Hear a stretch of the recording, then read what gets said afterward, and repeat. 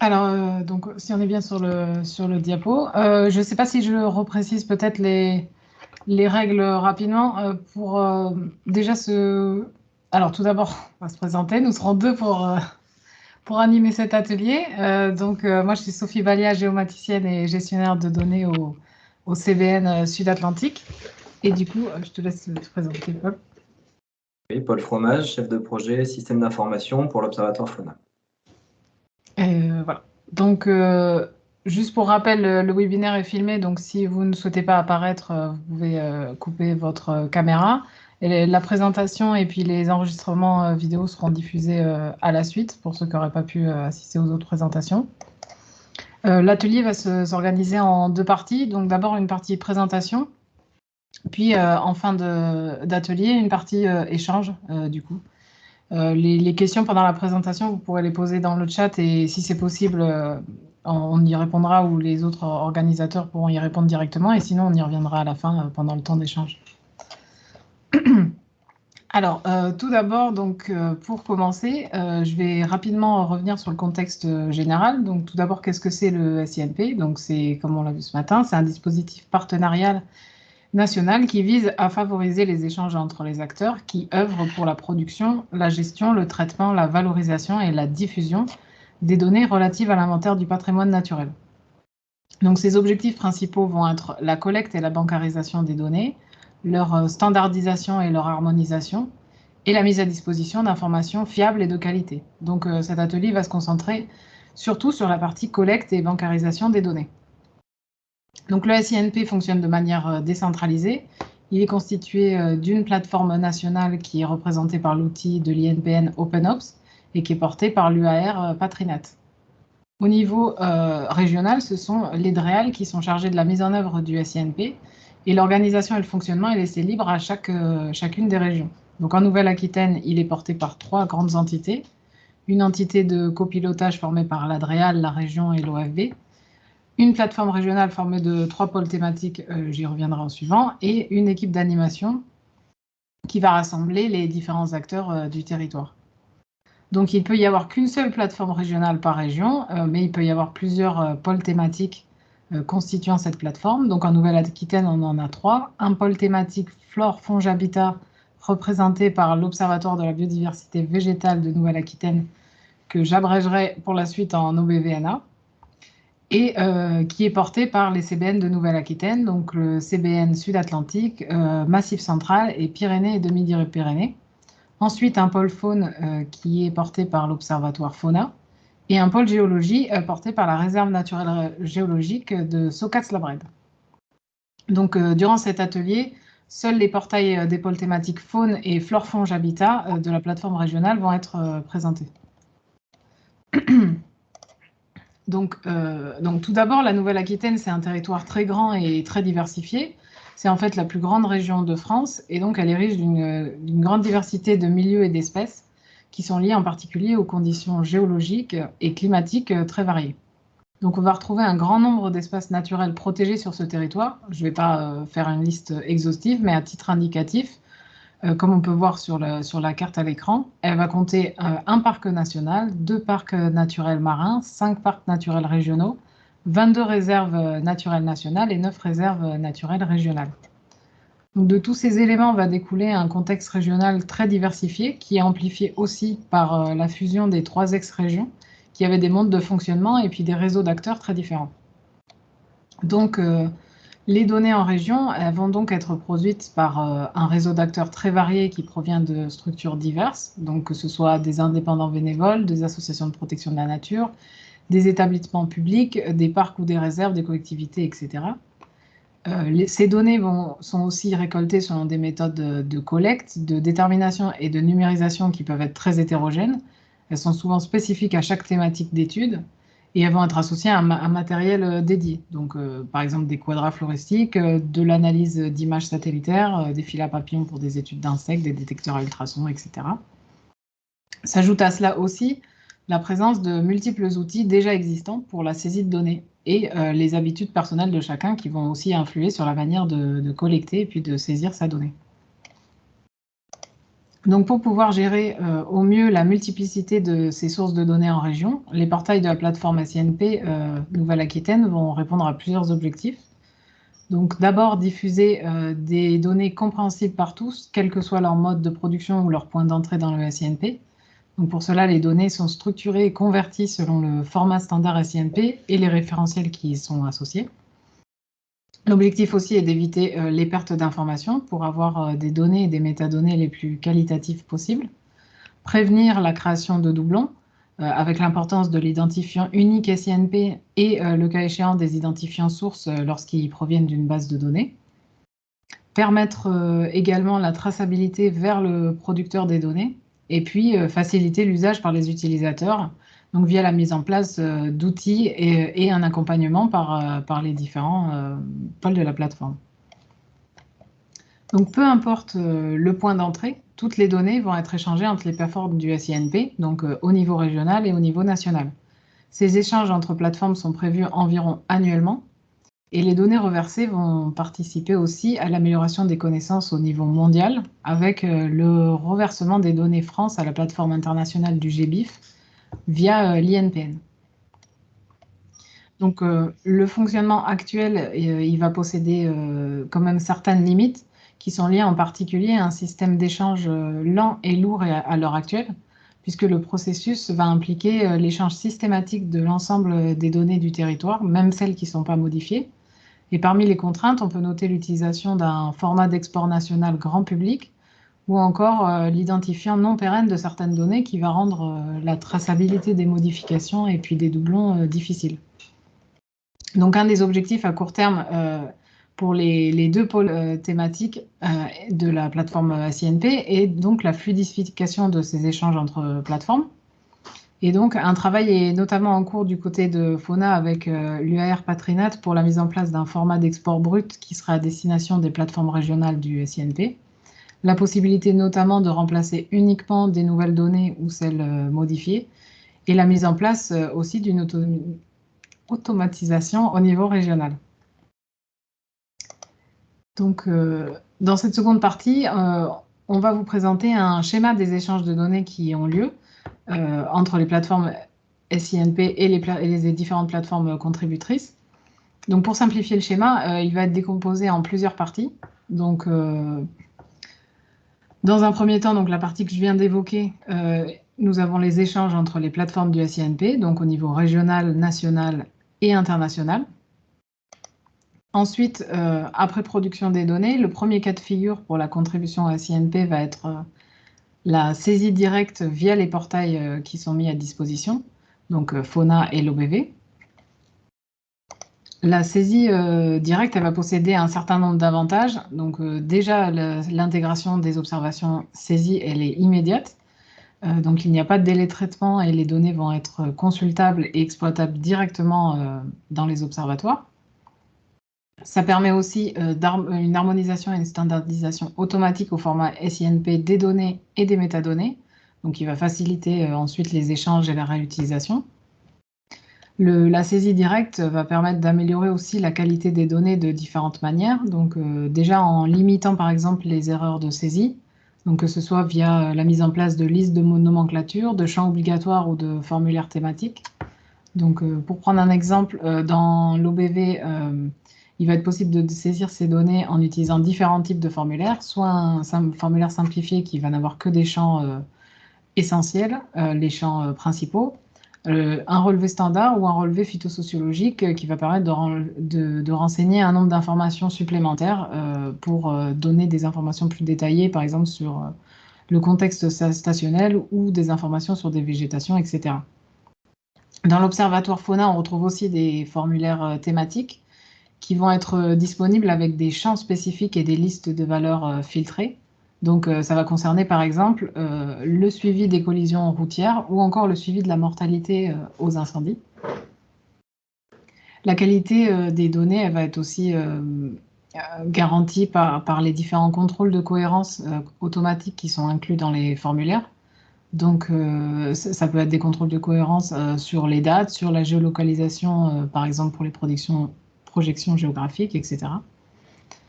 La saisie via formulaire permet aussi le lien direct avec les différents référentiels, donc que ce soit le référentiel taxonomique TaxRef ou les différents référentiels de végétation d'habitat, par exemple.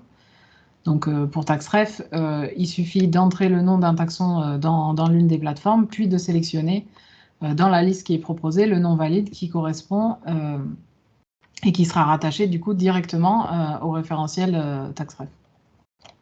Donc on peut retrouver aussi des types d'alertes qui sont mis en place par exemple pour l'observatoire fauna au moment de la saisie d'espèces sensibles sous condition.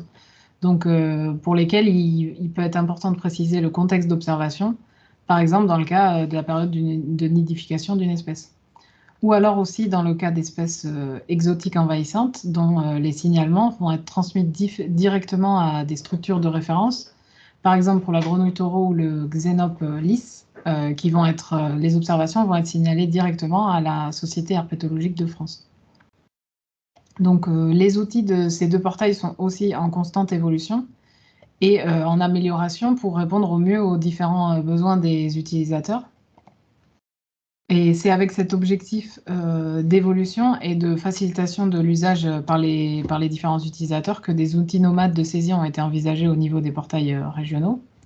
Donc ces outils qui sont à destination des smartphones permettent en effet une meilleure utilisation en mobilité. Donc du côté de l'OBVANA, il y a une application mobile qui a été développée, qui est nommée Lobelia Mobile. Donc elle va permettre pour l'instant de créer des relevés floristiques et de visualiser la liste des taxons observés aux alentours. Donc elle va alimenter directement l'OBV et elle est donc compatible à SINP. Elle est disponible à la fois pour Android et iOS. Et son utilisation, elle va nécessiter uniquement un compte OBV et une connexion Internet lors de la première utilisation. Après la première connexion, l'application elle peut être utilisée hors réseau.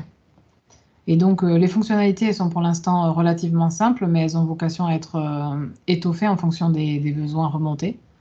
Donc, n'hésitez pas pour cela à tester l'application et nous faire part de vos retours et remarques via l'adresse que je vous ai mis en bas, donc contact@obvna.fr. Il y a aussi une actualité qui est publiée sur le site, si vous voulez avoir plus d'informations de comment l'installer et comment l'utiliser. Donc, je vais laisser la parole à Paul pour la partie faune. Merci. Je reprends le diapo ici et puis on rééchangera un petit peu plus tard. Sur la partie mobile côté faune, ça fait plusieurs années qu'on se pose la question. Vous êtes nombreux à nous faire part en fait, de votre souhait de disposer d'une application mobile, on le sait bien.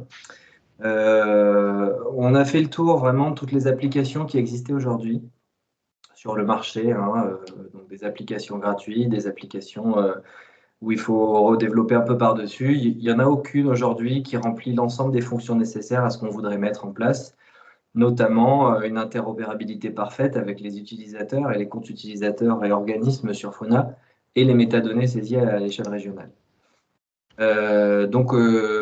Face à ce constat, on est en train de rédiger un cahier des charges. Voilà, on se lance pour un développement externalisé, parce qu'on n'avait pas les compétences, nous, en interne. Ceux qui ont suivi ce matin auront noté que nous étions 6. Et il n'y a aucun de nous qui a les compétences en développement mobile. Donc, on va faire le choix d'un développement externalisé. On est en train d'étudier les financements possibles avec quelques pistes qui sont d'ores et déjà se profiler avec des appels à projets recherche, voilà, donc plus liés à nos activités d'unité de service de l'université. Mais on est ouvert à tout partenariat, bien sûr. Notre objectif, ça serait de débuter les développements au premier semestre 2022 pour avoir, dans le meilleur des cas, une application simplifiée pour la rentrée scolaire 2022 qui correspondrait en fait à l'appel à projet sur lequel on cible nos premiers financements. Donc pour l'instant, rien n'est fait, mais c'est déjà une avancée que de dire que voilà, on va se lancer dedans. Alors, on reprend la suite des...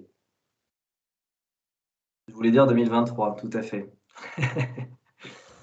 Je reprends la suite du coup des différents cas de figure de contribution et de production des données. Donc, toujours dans le même bloc, on a vu qu'il y avait du coup la saisie directe. Et il y a un autre cas de figure qui est des passerelles qui sont mises en place. Alors, on a regroupé ça dans le même bloc, car pour ces passerelles, en fait, les scripts sont entièrement automatiques. Il y a peut-être quelques étapes manuelles, mais en tout cas, il n'y a aucune action à effectuer par les producteurs et les observateurs. C'est-à-dire que la saisie dans ces systèmes-là comment dire, garantit que les données seront transmises directement à la plateforme régionale.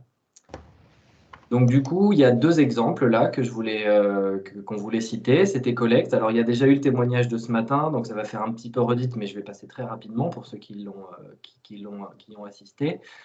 Donc on a mis depuis quelques années maintenant donc une passerelle qui est entre la base de données Collect et l'Observatoire Fauna, et maintenant du coup de l'OBVNA. Toutes les données de Collect sont vouées à être transmises donc, aux deux pôles. Il y a une automatisation qui est presque totale, donc on est arrivé presque au bout de la démarche. Maintenant, en fait, les étapes qui restent à faire ne peuvent être automatisées, mais ça rend quand même l'automatisation à 1 heure pour échanger des grands nombres de données. Et donc, on est parti sur un principe de mise à jour des données hebdomadaires, ce qui convient au rythme de travail à la fois du SEN et à la fois du nôtre.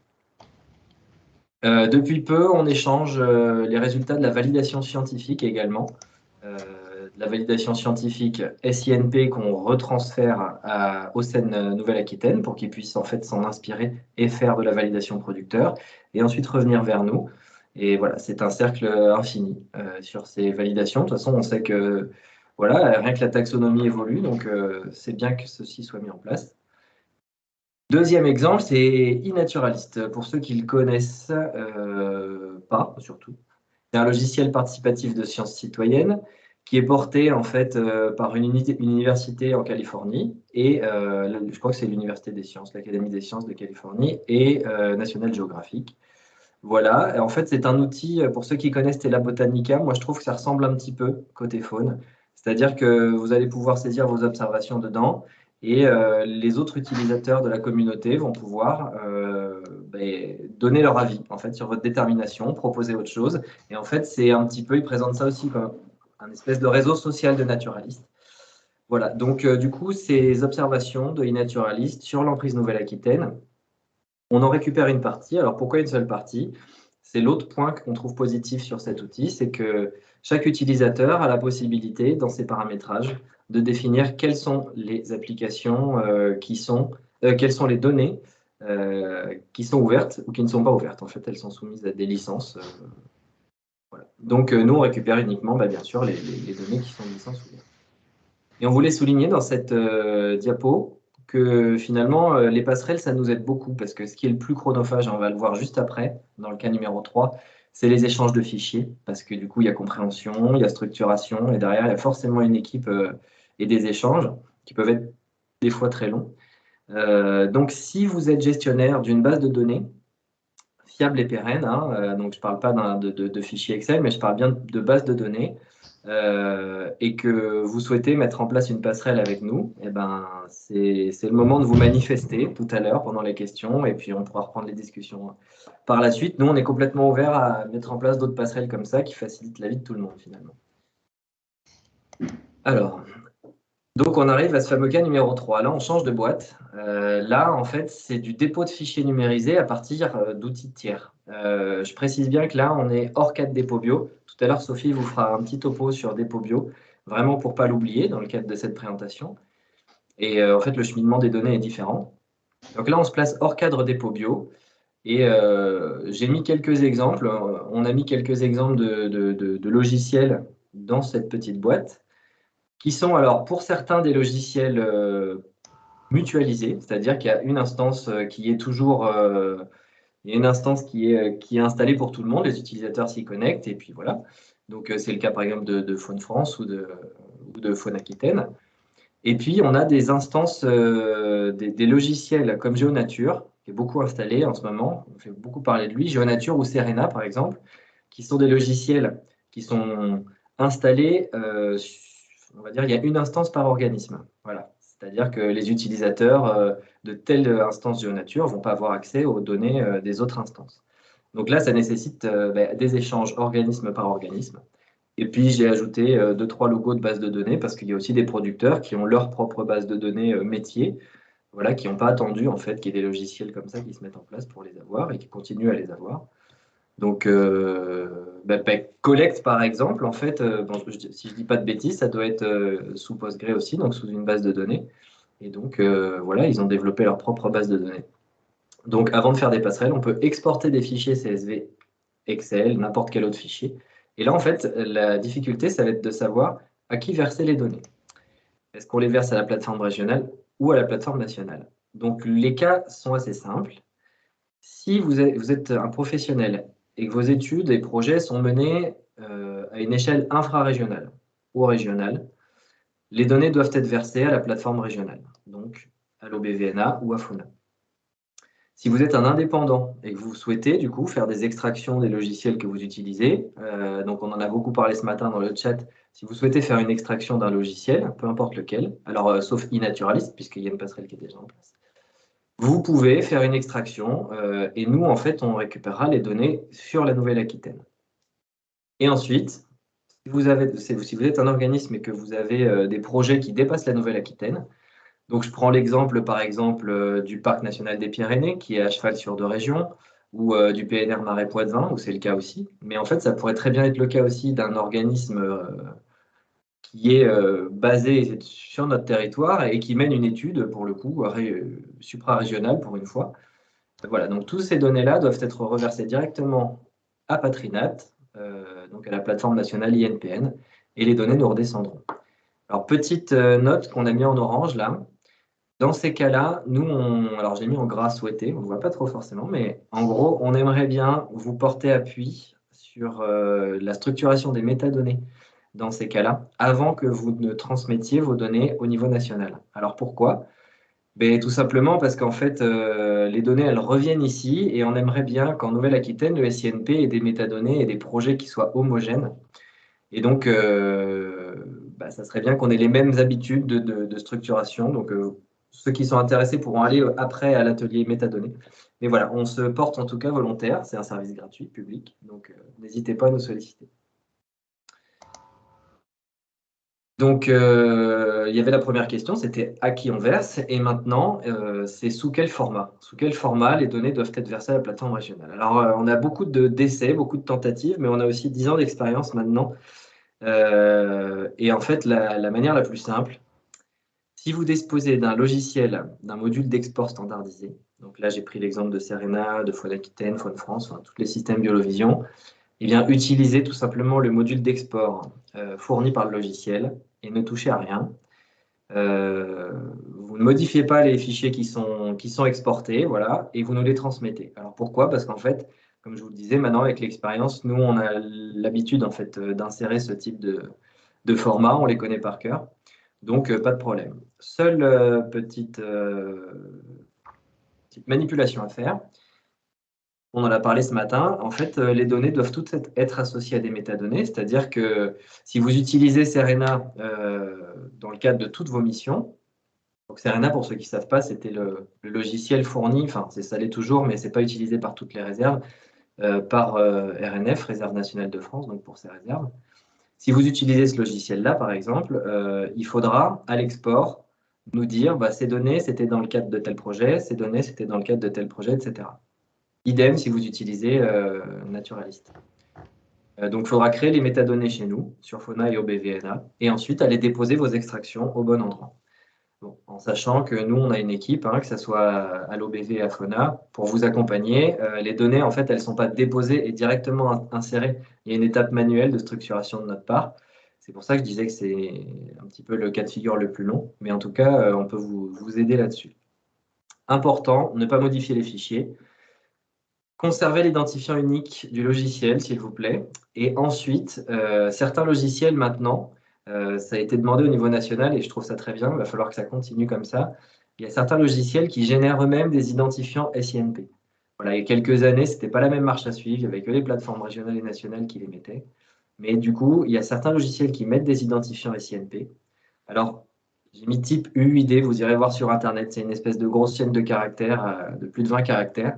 Si votre logiciel en dispose, merci de les fournir. Comme ça, en fait, nous, on n'en recrée pas de nouveaux et ça permettra de garder une traçabilité parfaite.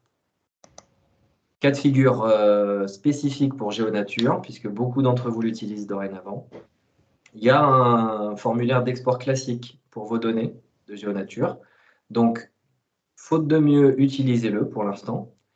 Mais à savoir, nous, il y a un travail en cours au niveau régional sur un module d'export SINP Nouvelle-Aquitaine, voilà, pour vous permettre en fait d'installer très facilement un petit bouton dans votre application qui vous permettra d'exporter vos données vraiment sous le format que nous, on le souhaite. Voilà.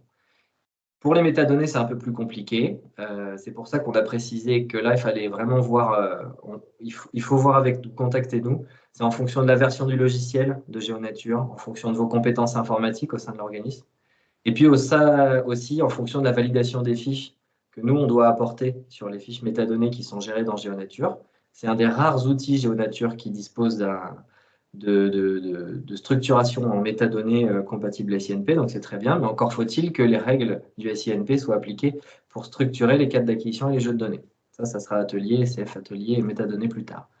Donc vous avez deux possibilités. Soit vous extrayez les métadonnées de la base et vous nous les transmettez en même temps que les données. Elles seront mises à jour automatiquement dans Fauna et dans l'OBV. Soit, si les conditions ne sont pas réunies, il faudra recréer des métadonnées sur Fauna et OBV, donc recréer vos projets pour pouvoir y déposer correctement vos fichiers dedans.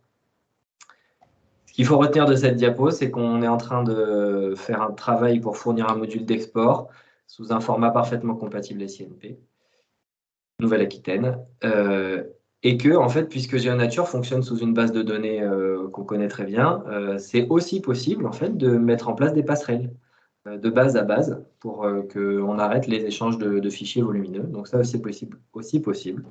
Donc, on peut prendre rendez-vous dès maintenant pour discuter de tout ça. Cas de figure B, vos données, vous les avez déjà numérisées sous forme de tableur. Alors, j'ai mis, c'est volontaire, hein, j'ai mis aussi des bases de données dedans. C'est quand vous avez une base de données, mais que vous avez moins de compétences informatiques, on va dire. Il y a beaucoup de naturalistes qui continuent à saisir leurs observations sur du Excel, par exemple. Donc, elles sont déjà numérisées. Et dans ce cas-là, comment les transmettre? Eh ben, c'est exactement pareil. Vous les exportez tels que vous avez l'habitude de les manipuler. Vous ne les touchez pas. Vous créez les métadonnées sur Fauna OBV et vous déposez les fichiers au bon endroit en fonction des études. Quand je dis vous ne les touchez pas, en fait, au moment du dépôt, vous pouvez très bien nous dire dans un champ textuel commentaire, ben voilà, telle abréviation, ça correspond à ça, ben moi j'ai l'habitude de noter mes dates de telle manière, etc. Donc bien évidemment, on vous conseille d'aller regarder les dictionnaires d'attributs du format standard SINP pour construire vos futurs gabarits. Mais n'empêche que si vous avez l'habitude de travailler avec un format, on n'est pas fermé, on les prend. Le rattachement TaxRef, c'est pareil, c'est la plateforme régionale qui le fait. Donc, les non-cités, vous les véhiculez telles quelles. Nous, de toute façon, chaque année, en fait, on met à jour toute la base de données sur la nouvelle version du référentiel taxonomique TaxRef.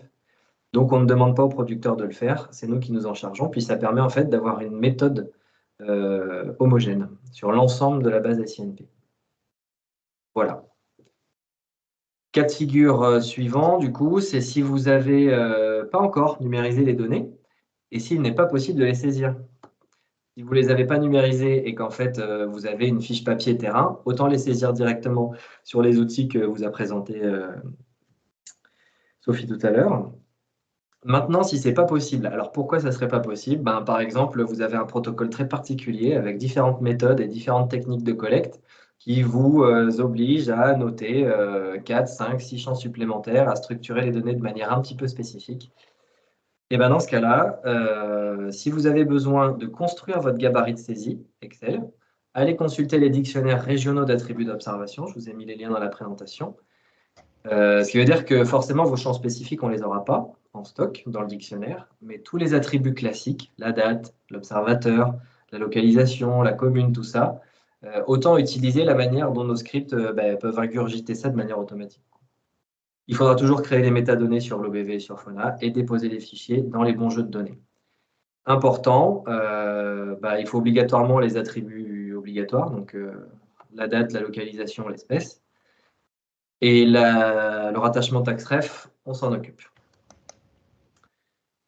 Voilà. Alors là, Sophie, elle a déjà dit tout à l'heure, mais on s'est dit que c'était pas mal en fait de le rappeler encore une fois. L'identifiant unique, c'est quoi son rôle? L'identifiant unique SINP, il permet d'identifier une donnée de manière unique dans le SINP. Voilà. c'est pas compliqué. Il peut être défini par les producteurs de données s'ils disposent d'un SI fiable et pérenne, c'est ce que je disais tout à l'heure. Donc en gros, si vous avez une base de données, vous avez la possibilité d'ajouter vos identifiants directement chez vous, au niveau du producteur, et c'est mieux pour tout le monde. Si ce n'est pas le cas, par exemple, vous avez du Excel ou vous avez un logiciel qui est un peu vieux et qui ne l'utilise pas, bah dans ce cas-là, c'est nous qui apposons cet identifiant unique, ou alors la plateforme nationale dans le cas de transmission directement au niveau national. Et remarque très importante, au niveau des métadonnées, vous devez identifier le logiciel source, donc la base de données source sur laquelle a été saisie la donnée qui est transmise au SINP. Le couple identifiant unique sur la donnée et logiciel source de la métadonnée. Donc là, je ne parle pas de l'identifiant unique du SINP, je parle de l'identifiant unique de votre logiciel. Donc par exemple, si vous avez une base de données, tout simplement de 1 jusqu'à 1 million, c'est votre identifiant à vous. Ce couple, il est super important. Pourquoi? Parce que si on n'a que le numéro 23, il peut correspondre à plusieurs données dans plusieurs bases. Donc en gros, ça permet de conserver la traçabilité de la donnée et donc de remonter jusqu'à la source. Au niveau national, dans l'INPN, dans OpenOps, vous retrouverez cet identifiant producteur et vous retrouverez le nom de la base de données source. C'est-à-dire que même la donnée, une fois qu'elle est au niveau national, vous pouvez remonter jusqu'au logiciel source et la retrouver à l'intérieur. Ça permet d'informer aussi l'utilisateur sur l'outil de saisie utilisé avant structuration SINP. Parce que forcément, des fois, il y a des formats d'export de ces logiciels, comme dans Serena par exemple, qui ne sont pas tout à fait raccord avec le format standard. Et du coup, on est obligé de procéder à des choix de structuration sur les données. Et donc, informer sur quelle base de données était à l'origine permet de comprendre ça. Et ça permet aussi d'identifier les doublons pour gagner en qualité.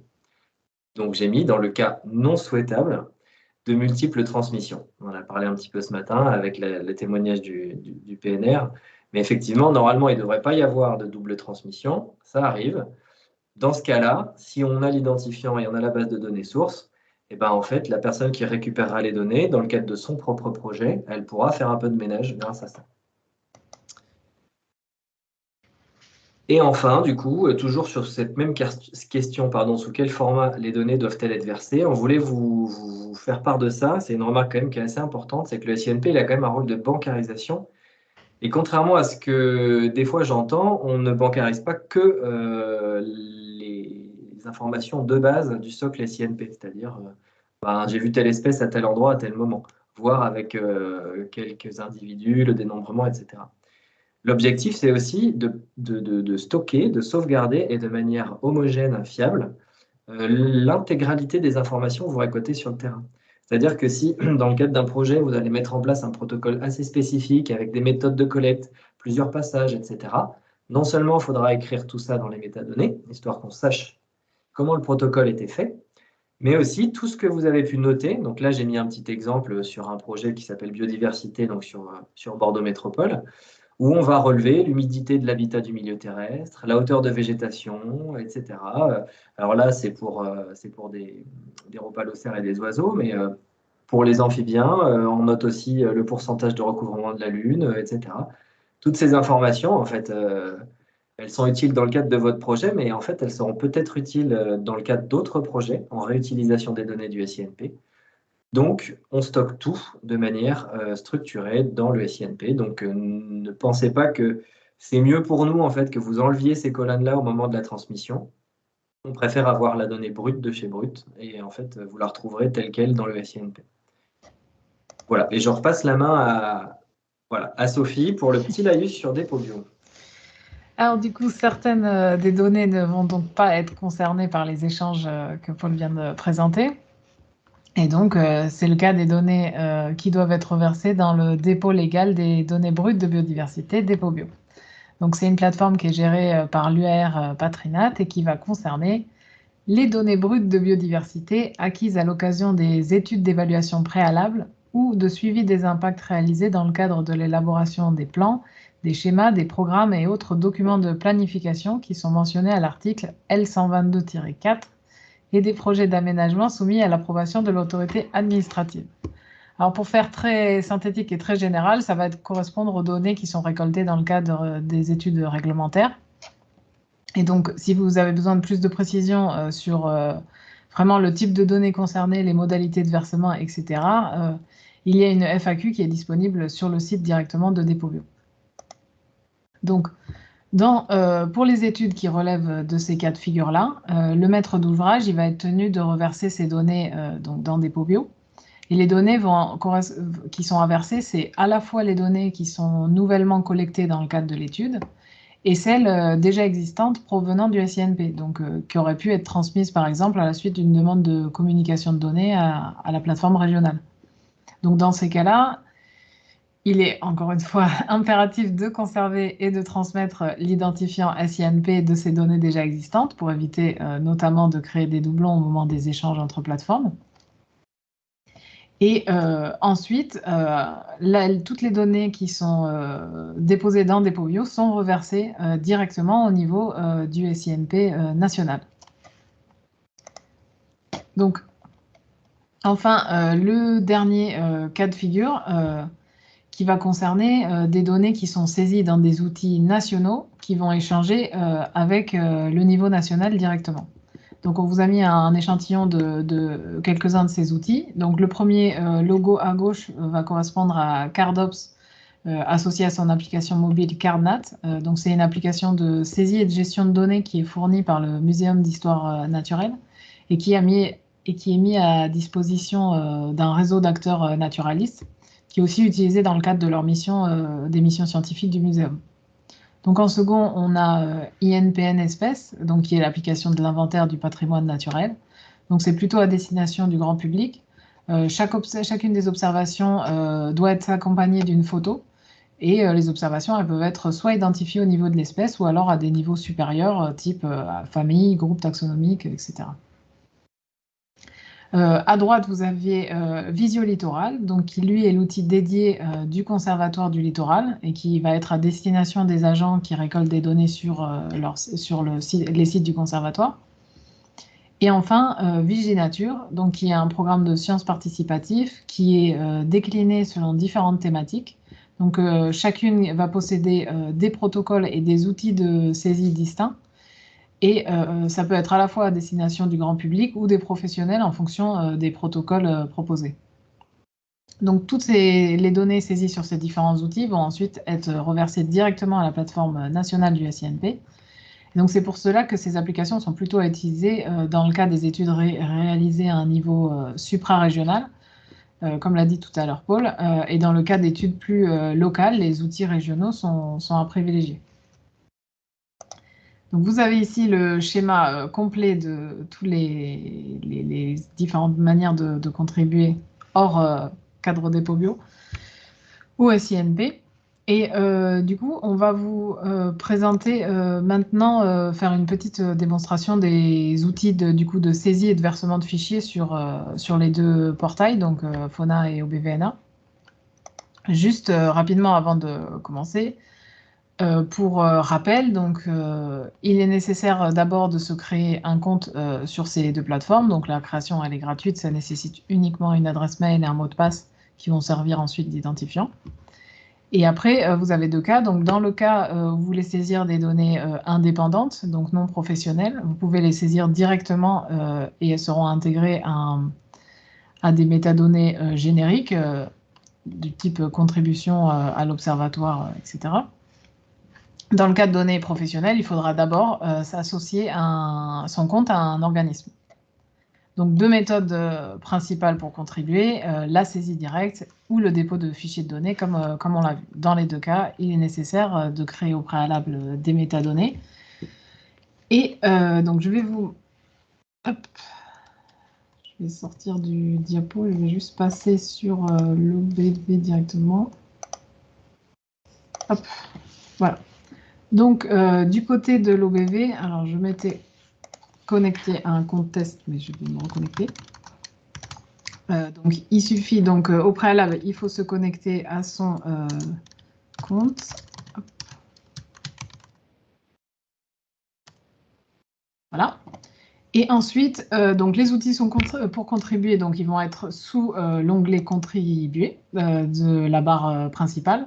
Donc, vous avez les deux premiers outils qui vont concerner la saisie directe. Donc le carnet en ligne, ça va permettre à la fois de consulter les données que vous avez déjà saisies et d'ajouter de nouveaux relevés. Et le deuxième menu, c'est l'accès direct à la création du relevé. Donc après, vous avez 3 types de fichiers. Donc ces outils-là, ils vont être aussi accessibles à partir de votre accès réservé, à partir du moment où vous êtes connecté. Donc ça va vous ajouter des menus en fait raccourcis vers les principaux outils du site. Donc ici, ce qui nous intéresse, c'est plutôt le menu mes métadonnées et puis ajouter un relevé. Donc mes métadonnées va vous permettre, comme son nom l'indique, de créer du coup vos métadonnées si besoin. Donc, créer un nouveau cadre d'acquisition. Alors, je ne vais pas faire le détail des champs à remplir, mais bon, le formulaire du cadre d'acquisition. Ou alors créer un nouveau jeu de données, etc. Vous pouvez ensuite consulter les métadonnées que vous avez déjà créées via ce champ. Et donc, pour ajouter un nouveau relevé, donc toujours via l'accès réservé, vous avez ici trois possibilités. Donc, le relevé simplifié qui va avoir vraiment les champs essentiels pour vraiment les champs obligatoires, date, localisation, espèce, de manière générale. Le relevé standard et un relevé plus complet, plus axé pour la phytosociologie. Donc, dans le cas donc, du relevé flore classique, donc vous avez différents champs. On ne va pas tous les passer, mais d'abord, vous pouvez renseigner donc, le nom de l'observateur avec l'organisme associé, donc la personne qui a observé, qui a fait l'observation. Ensuite, vous pouvez donc rattacher aux métadonnées. Donc, soit vous avez déjà créé vos métadonnées auparavant, et dans ces cas-là, vous pouvez les trouver dans la liste, soit vous avez en dessous créé un nouveau jeu de données qui, lui, va vous ramener vers le menu que je viens de vous montrer, mes métadonnées, qui va vous permettre de créer un nouveau cadre d'acquisition, un nouveau jeu de données, si besoin. Donc ensuite, donc vous avez différents champs. Parmi les champs obligatoires, la date. Il y a aussi tout un tas d'informations annexes que vous pouvez préciser ou pas. Ensuite, un encart sur la localisation. Donc là, je mets, voilà, magnifique observation à cet endroit-là. Vous pouvez rajouter des photos, des schémas du relevé. Rentrer aussi des données stationnelles si jamais elles ont été mesurées ou observées. Ajouter également des infos sur les végétations ou les habitats. Donc ensuite, donc, il suffit d'enregistrer ce relevé et vous allez basculer sur la partie où vous pouvez saisir les observations directement. Donc, vous rentrez un nom d'espèce. Hop. Du coup, en le sélectionnant dans la liste, ça le rattache directement au nom valide du référentiel TaxRef. Vous pouvez, si vous avez besoin de préciser, vous pouvez préciser des infos sur la détermination, sur les critères de détermination, etc., ou des descriptifs de population, dénombrement ou autre. Et donc, en fait, après, vous faites juste ajouter l'observation, vous pouvez la remodifier, etc., si besoin. Et donc, vous les ajoutez à la suite. Voilà, hop, une autre. Et voilà. Du coup, à partir de ces... Donc, maintenant que j'ai créé ce relevé, il va être accessible via toujours l'accès réservé. Bon tableau de bord de saisie. Donc, qui va vous permettre donc, de consulter les observations que vous avez déjà saisies. Donc, ici, celle que je viens de saisir, que je supprimerai en suivant. Et... du coup, donc la deuxième manière, donc ça c'est pour la saisie directe des données, et la deuxième manière de contribuer, ça va être de déposer un fichier, donc via le dépôt de fichier qui se trouve sous l'onglet Contribuer.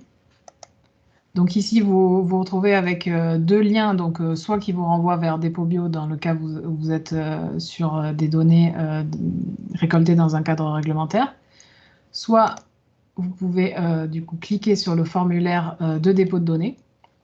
Donc, vous avez un formulaire équivalent au formulaire de métadonnées classique. Donc, il vous demande de décrire le cadre d'acquisition. On va mettre un truc au pif. Patrimonial pour le voir plus tard. Donc, vous renseignez les différentes informations liées au cadre d'acquisition, ensuite les informations liées au jeu de données, notamment ce qui est important, la description, le titre, les acteurs type, enfin, au niveau du cadre d'acquisition et du jeu de données. Et ensuite, vous pouvez après sélectionner le fichier attendez, le fichier que vous souhaitez déposer. Donc, au préalable, il faudra juste l'avoir, excusez-moi, l'avoir converti en format archive. Donc comme ça, vous pouvez transmettre n'importe quel type de format, que ce soit des formats SIG, un format tableur, etc. Donc pour faire l'exemple ici, hop, j'en ai choisi un de test. Et donc, à partir du moment où vous l'avez chargé, vous pouvez donc soit, si vous avez finalisé de remplir, valider et transmettre, soit vous pouvez l'enregistrer dans vos brouillons. Donc, je vais le faire ici puisque c'est juste un test. Et donc après, vous pouvez retrouver tous vos dépôts de données à partir toujours de l'accès réservé dans mes dépôts de fichiers. Donc ici, ah oui, je n'ai pas mis au bon endroit, mais si j'avais tout bien rempli, ça afficherait du coup la liste des dépôts de données qui sont en cours, en brouillon ou déjà déposés et validés. Donc voilà pour ce qui est de l'OBV. Je ne sais pas si tu veux... je départage et tu repartages ton écran, Paul? Ouais, ok, Bon, on ouais. fait comme ça. Hop.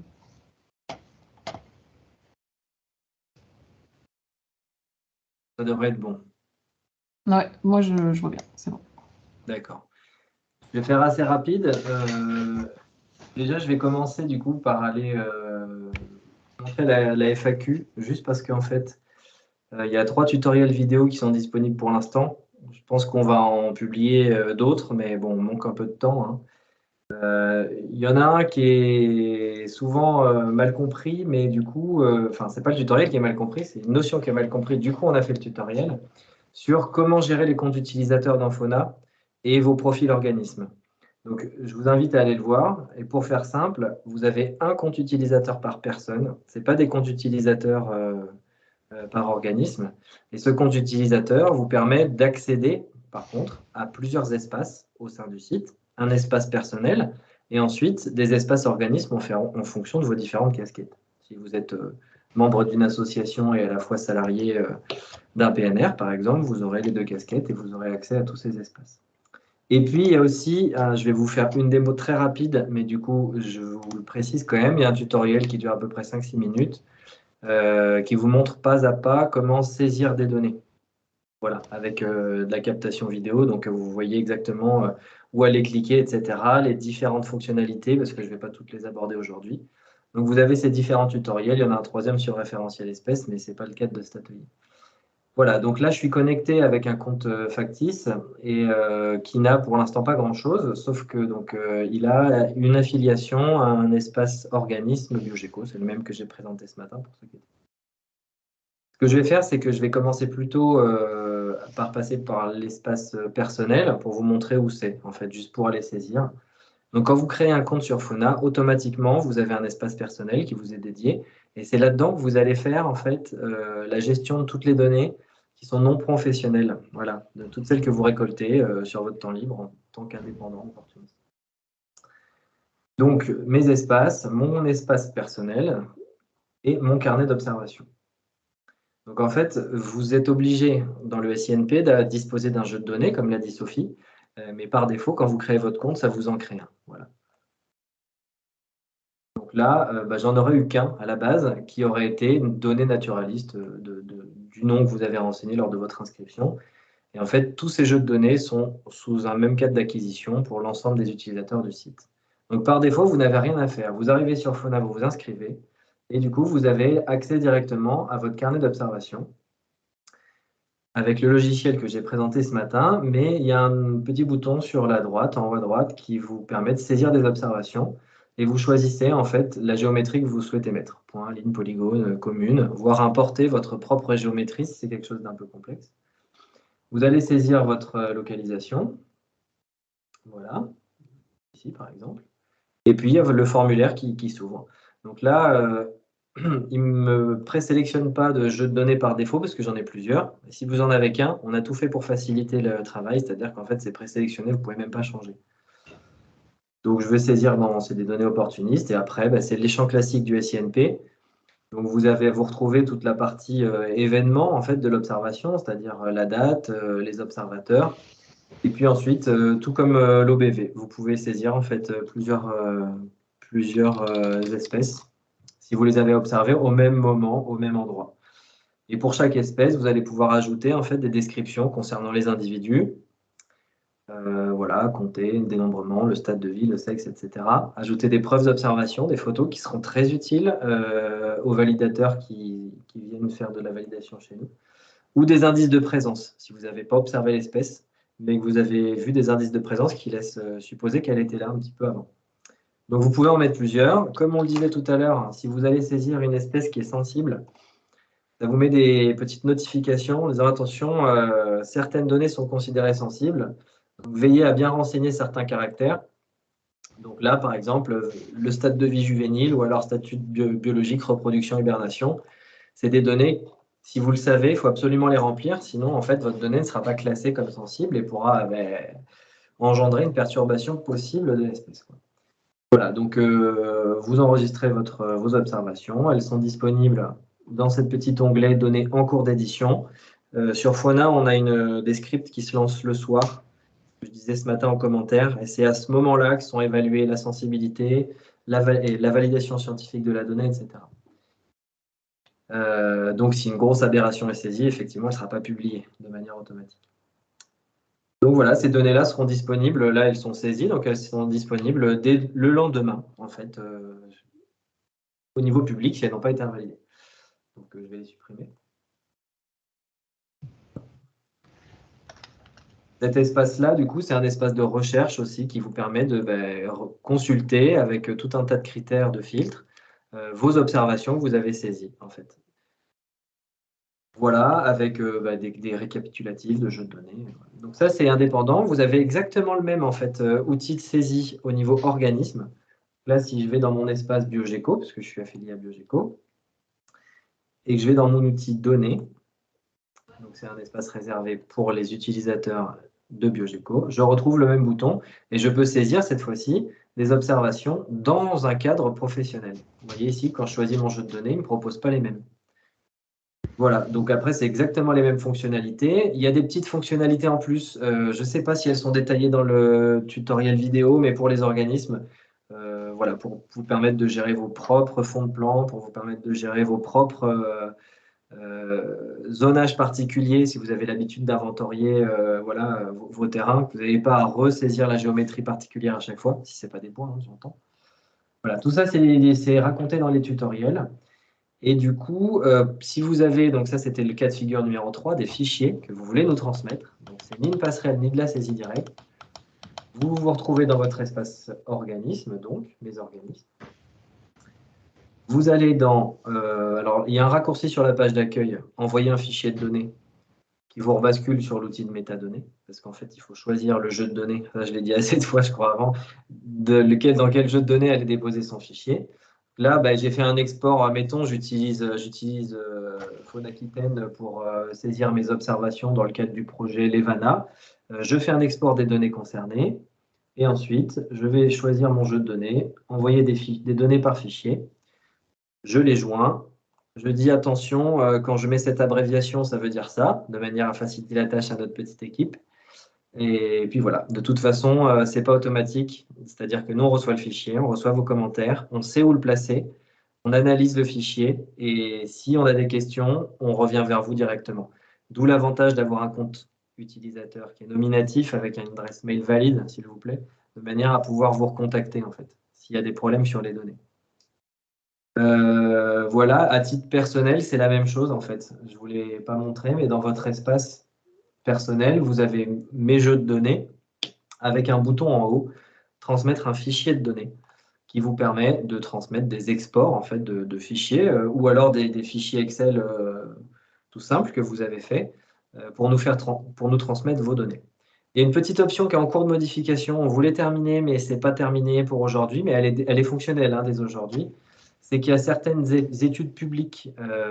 On lance en fait sur Faunad la possibilité aux organismes d'ouvrir des enquêtes participatives.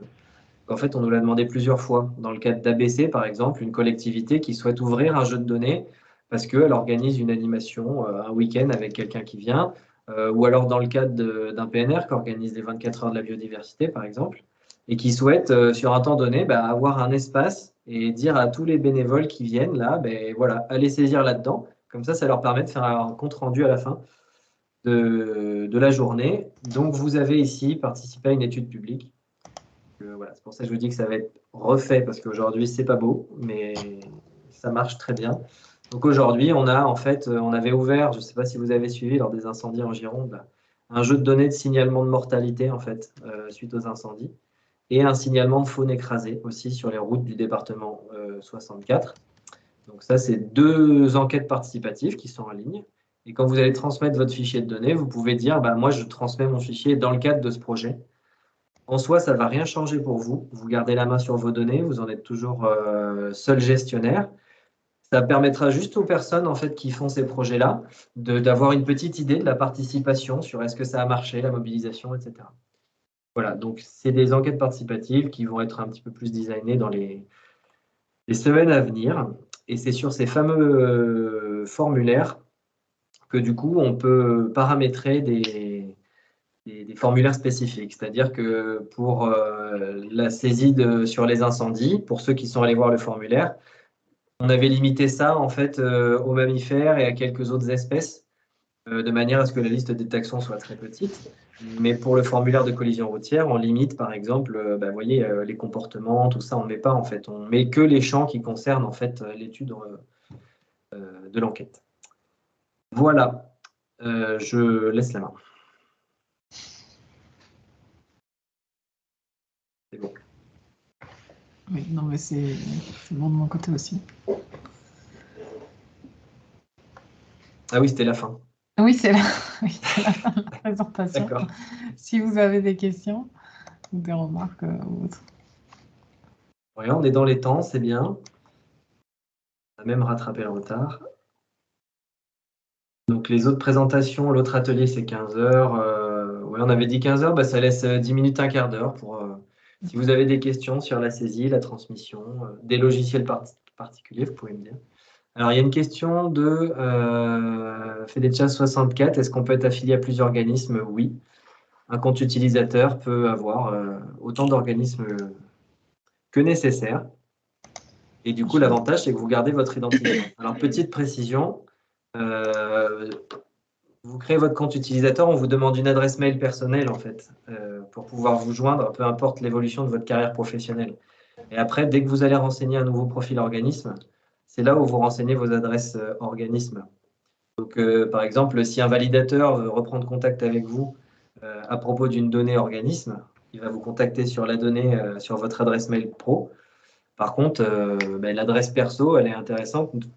Je n'ai pas fait le calcul, mais on a quelques utilisateurs, effectivement, qu'on ne peut plus contacter parce qu'ils ont changé de travail et ils avaient mis comme adresse mail personnelle l'adresse de leur travail, quoi. Et c'est possible. Oui. Ouais, je suis désolée, je n'arrive pas à afficher le chat, donc si jamais il y a des questions. Ouais, je te lis, alors je regarde. Ça mouline, je tente, mais voilà. Non, mais il n'y a pas eu trop de questions. Il y avait des questions sur les réserves, du coup. Alors, ça concerne 2. Est-ce que les données récoltées par des réserves dans le cadre d'études pilotées par RNF sont-elles directement transmises au SINP? Ou est-ce qu'elles doivent être transmises également au SINP? Alors, du coup, c'est également au SINP. Non, si elles sont déjà transmises au SINP, c'est SINP national ou régional. En fait, il faut garder à l'esprit qu'il faut un point d'entrée, pas 2. Donc, en fait, ce qu'on vous a expliqué tout à l'heure en vous disant étude infrarégionale, c'est le local, étude suprarégionale, c'est l'INPN. C'est le cas théorique qui marche dans 80% des cas. Si maintenant, en fait, vous avez une étude particulière et qu'il y a un souhait du commanditaire voilà, de remonter directement au niveau de l'INPN, il n'y a pas de souci. Il ne faut surtout pas faire de double saisie, par contre. Ces données-là, il faudra que vous les identifiez dans votre base pour ne pas nous les retransférer. Et on les récupérera. Voilà. Donc, le seul inconvénient de transférer directement à l'INPN, c'est aujourd'hui, on va dire, les délais mais c'est quelque chose sur lequel on a prévu de travailler dans la feuille de route du SINP, dans notre comité technique. Donc d'ici quelques années, les flux seront beaucoup plus rapprochés et beaucoup moins gourmands. Voilà. Donc non, un échange, enfin vous identifiez le point d'entrée et c'est tout. On a une question, quelqu'un lève la main. Ouais, vous m'entendez là? Oui. Oui. Ouais, c'est Benoît de la réserve du Banc c'est moi qui ai posé la question là pour les études pilotées par RNF, parce que notamment pour le suivi mensuel des limicoles côtiers là, sur le bassin d'Arcachon, nous on retransmet tout à RNF, mais après moi je ne sais pas si les données que je transmets à RNF sont reversées dans les bases nationales voire régionales, et donc moi j'ai pas du tout de visuel sur si vous les avez en stock. Alors, il y a un moyen très simple de s'en rendre compte, c'est d'aller consulter sur Fauna si elles y sont. Donc, si elles n'y sont pas, déjà, c'est un premier indice. Ensuite, aller consulter sur OpenOps. Si elles sont sur OpenOps et pas chez nous, c'est que c'est juste une question de délai. Si elles ne sont pas sur OpenOps, ça veut dire que RNF ne les transmet pas au SINP. Donc, il faudrait voir avec RNF directement, effectivement, dans ces cas-là. Je sais qu'à l'époque, RNF avait fait un envoi. En fait, il avait récolté toutes les données de toutes les réserves pour les centraliser et faire un envoi au niveau national. Ça avait été abandonné après coup parce que ça avait été très compliqué pour RNF. Du coup, on avait finalement eu comme mission de récupérer les données, et on les a toujours en fait comme mission, de récupérer les données de chaque réserve au niveau régional. Donc, je pense que RNF ne les transmet pas. Maintenant, j'ai entendu parler de géonature sur RNF, etc. Donc, peut-être que les choses vont changer. Et si RNF a un géonature, peut-être qu'il y aura des transmissions au niveau national. Mais il n'y a personne de Patrinat ici. Est-ce que Solène est là? Non, elle n'est pas là, Solène. Je ne sais pas. On posera la question, mais du coup, il faut plancher avec RNF et Patrinat, je pense. Là. Ouais, il y avait une deuxième main levée, mais... Oui, ouais. Bonjour. Moi, c'est. Vous m'entendez? Oui. Oui. Oui. Moi, c'est Marie Coutard du PNR Médoc. Alors voilà, nous, pour le moment, on contribue aux deux plateformes via des tableurs. Donc, en fait, on vous transmet les informations comme ça. Et c'est vrai qu'on ne les retraite pas trop. C'est vous qui les retraitez derrière. Je crois que par habitude, on a enlevé toutes les données annexes. Tout ce qu'on a pu faire comme observation aux alentours, on transmet que les données dont vous avez de l'utilité, mais donc maintenant on transmettra aussi nos infos, nos observations associées. Et alors nous, l'idée là ce qu'on se pose comme question, c'est peut-être qu'on va justement travailler avec Collect et Naturalist, sachant qu'on ne connaît pas du tout ces outils. Est-ce que c'est facile à mettre en place? Est-ce que, en fait, c'est des applis qu'on utilise sur nos téléphones ou sur nos ordis, et on saisit directement l'information via ces applis et ça remonte directement chez vous? On n'a plus aucune manip à faire, c'est ça? Sur Collect et Inaturalist, oui. Après, à choisir entre les deux, Inaturalist, comme je le précisais tout à l'heure dans les commentaires, il n'y a pas de gestion de métadonnées. Ah, il faut quand même qu'on aille créer la métadonnée du coup sur non, en fait, OBV, c'est que nous, on va récupérer les données automatiquement, en fait, et elles vont être mises dans un fichier commun, en fait, dans un jeu de données commun de tous les utilisateurs Inaturalist. Donc, c'est pas super pour du pro. Et pour Inaturalist, il n'y a pas de passerelle actuellement avec l'OBV. C'est effectif du côté de Fauna, mais pas de l'OBV. Alors, en vrai, Inaturalist, c'est quelque chose de uniquement. mondial. Ça devrait être. Il y a une passerelle, en fait, entre Inaturalist et le GBIF. Sauf qu'ils sont hyper sélectifs sur les données qui sont saisies. Ils ne récupèrent que des données qui sont qualifiées vraiment stade recherche avancé. Et en fait, du coup, il y a beaucoup d'informations qui ne sont pas transmises. Donc non, pour un organisme, je n'inciterai pas à aller sur Inaturalist. Plutôt sur Collect. Oui, sur Collect, oui. Alors, il faut que vous voyez avec le SEN. Je pense qu'ils vous ouvriront bien volontiers. Après, et comme alors, l'a dit Thomas. Je ne sais pas si j'ai bien saisi, Collect, c'est que pour les données faune ou c'est pour toutes les données? Non, c'est les deux. Toutes. Et pour le coup, il y a la passerelle. Ah, ok, avec c'est pour ça que j'avais fait une dissociation. Je pensais que les Collect, c'était pour la faune et Inaturalist, c'était pour la flore et tout ça. Donc, d'accord. Donc, on pourrait utiliser un seul outil. Ça remonte directement dans vos plateformes et dans toutes les plateformes, en fait. Ouais. Et nous, après, on peut récupérer ces données-là dans nos SIG et en faire les analyses qu'on veut. Alors, par des flux, peut-être pas, c'est juste des extractions via les sites. Les flux WMS, tout ça, c'est pas. Si, on peut en mettre en place des flux WMS. Ouais, en fait, on le fait déjà avec le SEN dans le cadre de leurs plans régionaux d'action sur les odonates et les ropalocères. On peut tout à fait faire des flux. L'objectif du SINP dans les années à venir, c'est même de fournir des API pour que vous puissiez interroger vos données. Voilà. Mais sinon, vous pouvez faire des extractions quand vous voulez sur les sites. Ouais, voilà, c'est ça, parce qu'en fait, l'idée, ça serait de pouvoir contribuer dans un seul endroit et après, nous, de récupérer l'information. Donc, on passerait plus par notre étape chez nous où on crée la donnée et après, on la reprend et on vous la retransmet. Bah oui, voilà, c'est ça. Ouais. Ok, bon, très bien. Et sinon, on peut passer… Oui. Oui. Non, juste en fait, c'est parce que vous avez besoin d'une appli mobile, que vous ne saisissez pas directement dans Fauna et OBV. OBV, maintenant, il y en a une. Non, en fait. Maintenant, oui, voilà, il y a une appli mobile, donc c'est parfait. Donc, sur l'OBV, mais après, non, sur Fauna, il n'y en aura pas pour le moment. Enfin, si, avec Collect, on arrivera peut-être à faire ça, justement. Non, mais c'est bien ce que je dis. C'est-à-dire qu'en fait, s'il y avait une application mobile Faune qui transférait, ça serait, en fait, vous n'auriez pas besoin de chercher une solution annexe, quoi. Non, voilà, c'est ça, ouais. Je sais. Mais du coup, je vous conseille Collect, alors, en attendant. Voilà, bon, on va faire ça. Je peux peut-être répondre sur Collect. Il y a Thomas, super. Ouais, effectivement, on a une appli mobile.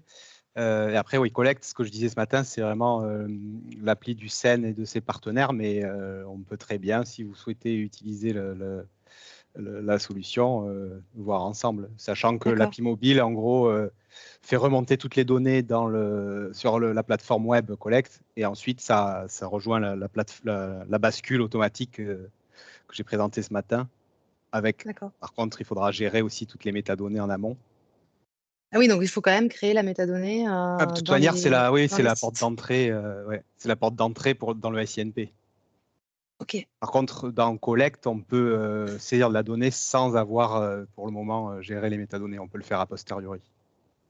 Mais si ça vous intéresse, on peut voir ensemble, sachant que voilà, la règle, c'est que toutes les données remontent au SINP. Ça, il n'y a pas d'exception. D'accord.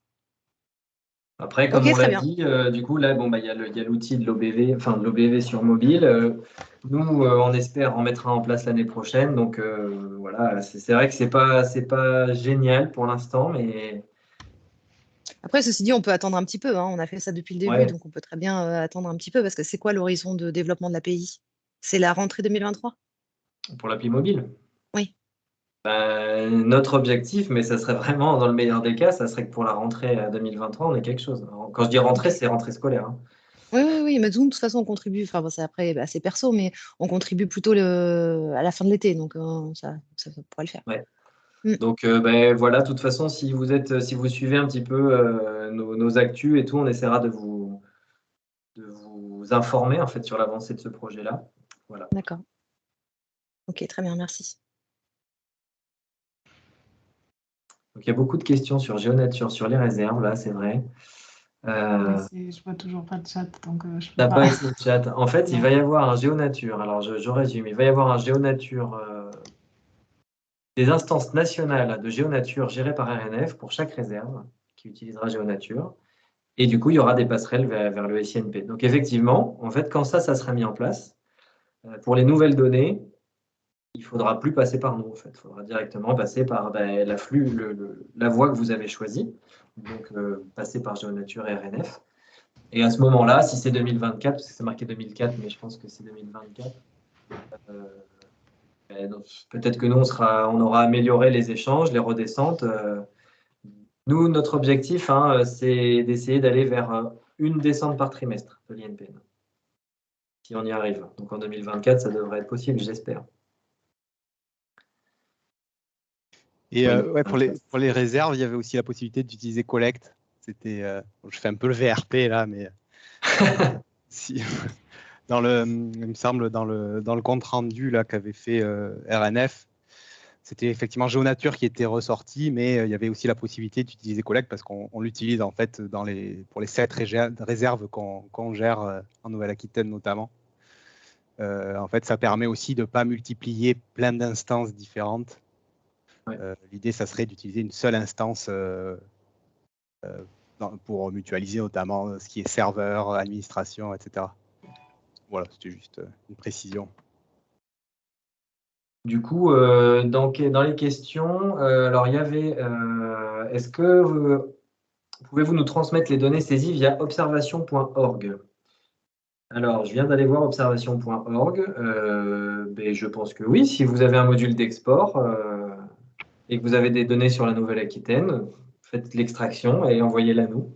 Je pense qu'il n'y a pas de souci. Il y avait une autre question sur est-ce que le SINP est interfacé avec la base Quadrige 2 de l'Ifremer. Ne sachant pas ce que c'est, je ne peux pas vous répondre. Honnêtement, je ne peux pas. Je ne vais pas avoir d'infos non plus. Ouais, j'aurais tendance à vous dire que si c'est quand même une base de données qui est nationale, les échanges doivent se faire au niveau national, ça c'est sûr. En tout cas, pas avec nous. Il y a une main qui a été levée. Mais qui est redescendue. Qui est redescendue.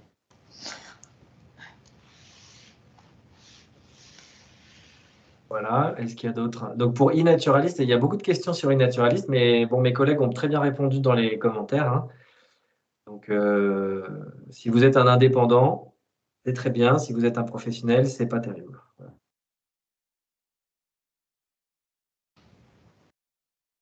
Bon, mais voilà, je ne sais pas si... Est-ce que quelqu'un a d'autres questions? De toute façon, il va être 15 h, donc on va bientôt libérer le canal. Et puis, comme ça, on laissera 10 minutes de pause avant d'enchaîner sur les prochains ateliers.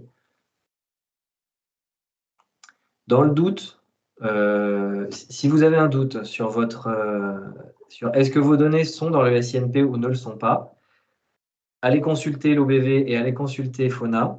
Faites une recherche sur une donnée que vous avez. Si vous ne la trouvez pas, c'est que ce n'est pas dedans. Et dans ce cas-là, contactez-nous par mail et puis on échangera avec vous sur quel outil vous utilisez et quels sont les moyens possibles en fait, de faire des extractions pour nous les transférer. Voilà. Il y a une question un peu à part.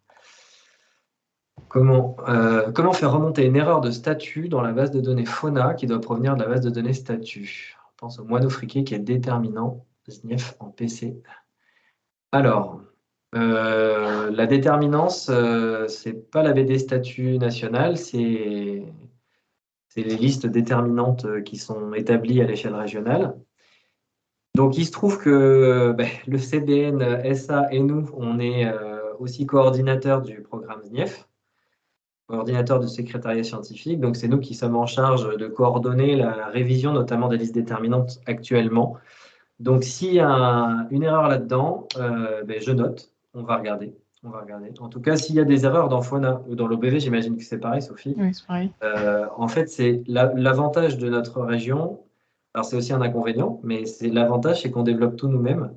Ce qui veut dire que s'il y a une erreur dans la base de données parce qu'on s'est trompé sur un statut ou quoi que ce soit, on peut la corriger très facilement. Surtout, n'hésitez pas à nous faire remonter les coquilles que vous voyez, quoi. Oui. Voilà. Là, je ne sais pas si ma collègue Pauline est là. Elle ne répond pas, donc je lui ferai passer le message parce que c'est elle qui est chargée de coordonner les SNIEF. Vous m'entendez ou pas? Oui. Ah, on t'entend, Pauline. Ok, j'avais mon micro qui n'était pas activé. Bonjour. Effectivement, je suis en train de vérifier pour l'espèce en question. Il s'agit sûrement d'une erreur de ma part au moment où j'ai créé les listes pour les implanter après derrière dans la plateforme. Donc, je suis en train de regarder. De toute façon, actuellement, on est en train de retravailler sur ces listes. Donc, elles vont être remodulées incessamment sous peu. Donc, on mettra à jour tout ça une fois qu'on aura les nouvelles listes à jour, quoi. D'accord. Merci. Du coup, voilà, comme je disais, si vous voyez d'autres erreurs, n'hésitez pas à nous le dire. Le site est vraiment réactif. Et merci du coup à Mario Lepage pour la précision sur Quadrige 2, qui est une base de l'Ifremer. Voilà. Donc, il faut voir là, clairement, avec Solène Robert. En fait, il faut envoyer un message à Solène Robert, qui était présente ce matin à Patrinat, pour lui demander en fait s'il y a bien un lien entre l'Ifremer et cette base de données et le SINP au niveau national. En tout cas, au niveau régional, c'est sûr que non, ça je peux vous le dire. Voilà.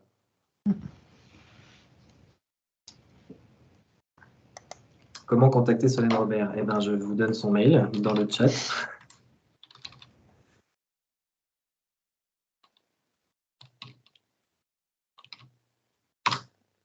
Voilà. De toute façon, on fera un compte-rendu de chaque atelier, y compris de la séance plénière ce matin, qu'on vous communiquera. Donc, si vous êtes inscrit sur la liste qu'a transféré Catherine Ménard de la région. Du coup, on aura votre mail, on vous l'enverra. Sinon, on a aussi nos canaux de diffusion, sauf que on ne sait pas vraiment comment se comportent les réseaux sociaux, donc on ne sait pas si vous aurez l'information. Donc, vaut mieux, on aura des actus, je pense qu'on publiera les trucs sur nos sites. Hein. Donc, Ce vous sera pourrez sur les aller actus vous-même aussi faire la de démarche. l'OMAV, je pense, oui. Voilà. Mais bon, renseigner le truc, ça nous permettra aussi de savoir si c'était une bonne idée de faire une journée, un webinaire. Voilà. Très bonne conclusion, notre ex-collègue Marie, besoin d'un outil de saisie mobile sur la faune compatible SINP. Tout à fait. Mais je vous remercie tous. Merci à On vous. se retrouve peut-être dans les prochains ateliers d'ici c'est 15h10, quoi. D'ici 10 minutes. 15h10, oui. Très bien. Ok. Merci à vous. Merci, très bonne journée. Merci.